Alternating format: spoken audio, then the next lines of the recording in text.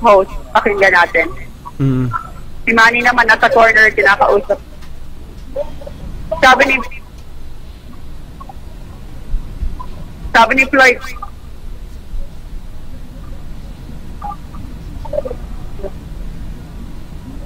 sabi niya, pinakinggan si Manny for trying his best, pero talagang kagaya ng 47 mga nakalaban niya dati ay masyadong magaling ang kanyang defense. At nakita naman natin, talagang pumapasok ang right straight, counter, saka yung mga jab. Madulas siya, mahirap siyang habulin.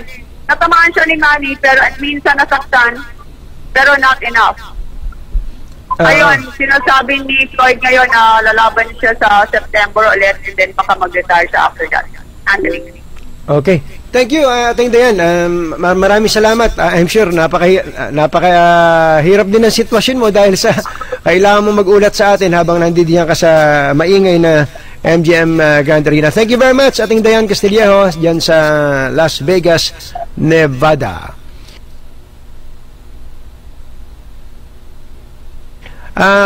Kailangan po nating makarinig na eksperto dito, no? Kung hindi ako nagkakamali, ang sinasabi ni Ating Dayan, yung isang judge, ang score ay 118-111 at yung dalawa ay 116-112. Ang ganun yata yung score. Andito po si dating Association of Amateur Boxer Association of the Philippines President, Ginoong Manny Lopez. Sir Manny, magandang tanghali po sa inyo. Magandang tanghali po sa inyo, Anthony, Jerry, at sa ating pong napakaraming tiga-pakinig. Opo, ano po ang masasabi niyo sa laban? Sa scoring? Sa resulta muna. Yung resulta, unanimous decision, base kasi rin sa aming pinag-aralan kanina, habang naglalaban po, mukhang maayos yung tama yung unanimous decision. 116-112. Tama ho. 116-112, pero yung Moretti, na yun una pa lang na medyo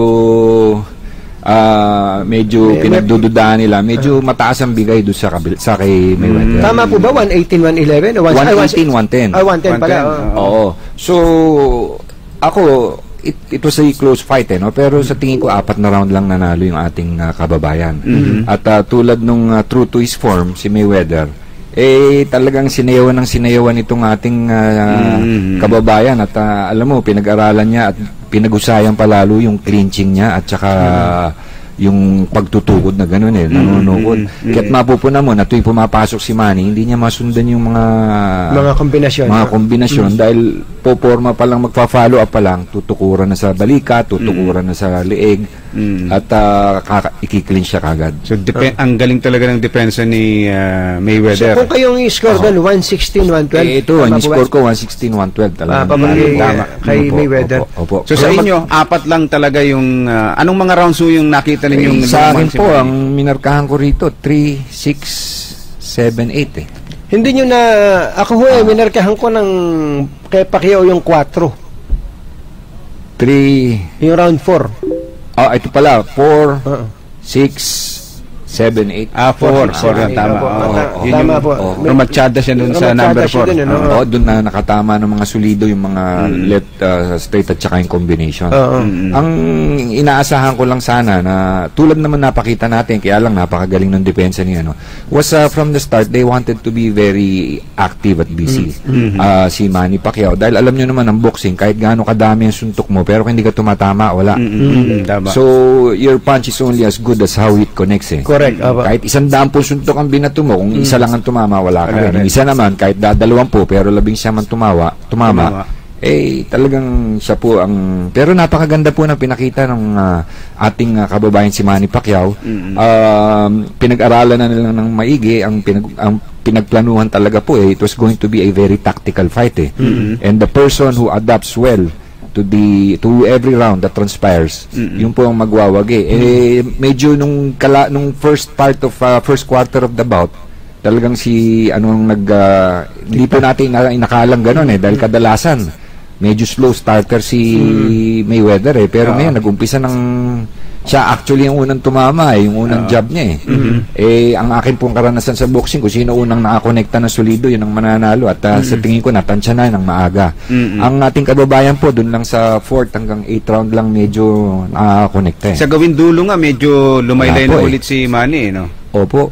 Lalo nung pagdating nung 11, nung 12 round, talaga sinayawan na lang eh. Oh, 11. Tapos yung dating estilo ni Mayweather na pag alam niya lamang na siya, nakabagsak na yung guard niya. Oo. Tapos nagsasayaw-sayaw na lang na gano'n. Ano? Pero isang magandang ipunto ron, nung pagdating ng mga 4, 5, 6 round, nakikita niyo yung second nung yung tatay, yung ama.